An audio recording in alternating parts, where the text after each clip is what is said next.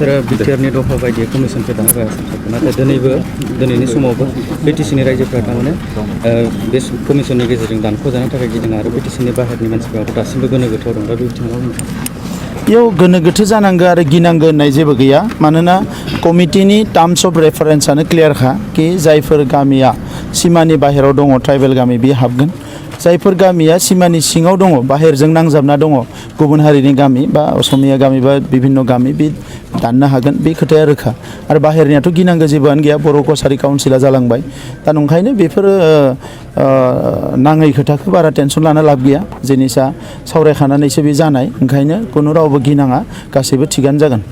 civil society मुंनि मोनसे आफादा मैया सानसुमा खुंगुर बसुमतारी बिथांमोना आसामनि सिएम बिथांखौ लोगो मोननानै मोनद' माखासे जुक्तिखौ लाना बिथांमोना मेम'रेन्डाम होदों बे बिथाङाव आं बिसोरखौ धन्यबाद जासियो बिथांमोना गावनि खामानिखौ मावलांबाय थाथो दिनै खामानि गैया खामानि बरना लादों नालाय नाथाय नैबे बैसोआव दा सानसुमा खुंगुर बसुमतारी बिथाङा गावनि मुंखौ गुबुन लानानै मेम'रेन्डाम होनायाथ' बे आसरित बिथाङा माने खेब्रै MP जानाय मानसि एबसुनि आफादगिरि जालांनाय मानसि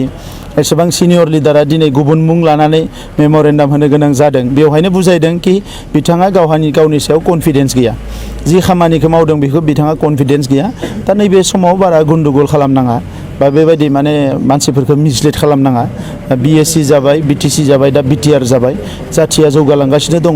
मोनसे डाइरेक्सनाव थांगासिनो दङ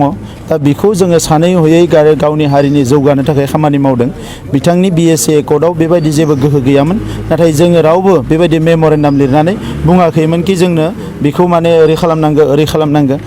अट'मेटिकेलि आन्दलना जाबोदोंमोन दा दिनैनि समाव BTRआव जिखिनि मोजां माने माखासे मोन्थायफोर दङ बेखौ इमप्लिमेन्ट जाग्रोनो हो बेनि उनाव मोजां जायाबा बिथाङा बुंबानो जाबाय कख्लाबारि बियाबाव नोंथांखौ मोसौ बोराय बायदि फेजेनगोन होननानै BPF दोलोनिफ्राय मस्ट वेलकाम मोसौ बोराय बायदि फुजेनो ना मोसौ गोरलै बायदि फुजेनो आंहा बेजों बुंनांगौ खोथा गैया आङो वेलकाम खालामो डेम'क्रेसियावथ' जेननाय देरहाना थाखायो दा बिथांमोननि थाखाय देरहानांगौआ एकदम जेरैखि जाया जिउ थैस' थांस'नि बाथ्रा आंनि थाखाय बेबायदि नङा आङो हारिनि सिबिनो फैदों हारिनि खामानि मावनो फैदों ओनसोलनि खामानि मावनो फैदों आं मावगोन आब' अनजालि दैमारिया कमिसन दानाया भुल जादों गोरोन्थि जादों मोजां जादों बिनि सायाव आब' अनजालिया डेम'क्रेटिक हिसाबै बेहा कमेन्ट खालामनांगौ दङ खिन्थु जों जायफोर सुक्ति खालामग्रा आरो बे सुक्ति खालामग्राफ्रा नुदों कि बेनो मोनसे मोजां लामा जोंनि जेंनाफोरखौ फोजोबनायनि नंखायनो कमिसनखौ दादों आरो कमिसना खामानि मावनायनि उनाव गासैबो थिग जागोन जोंहा बिसास दङ जोङो हारसिङैनो सरकार दानो जेसेबां सिट नांगौ बेखौ मोनगोन बेनिख्रुइ बांसिन सिटखौसो जों मोनगोन दा रायजो राजाफ्रा एबार सोलायनाय लुबैदों 17 बोसोर BPFनि सोबख'नाय थगायनाय नासयनाय गावबा गावनि गेजेराव गादबलायनाय हिंसा खालामनाय बेखौ रायजोफ्रा जोबोद बाबाय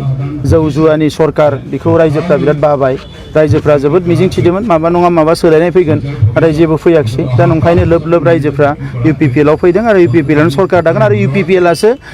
थार नंगुबै ओंथियाव जौगानायखौ जों लाबोगोन 60 समस्थिनि इलेक्सन जानायनि मोनसे पलिसि सोलिगासिनो नै 60 समस्थिनि इलेक्सन दायो जाया बेयो गोबाव सम लागोन बेवहाय गामि सोनाय दानख'नाय दङ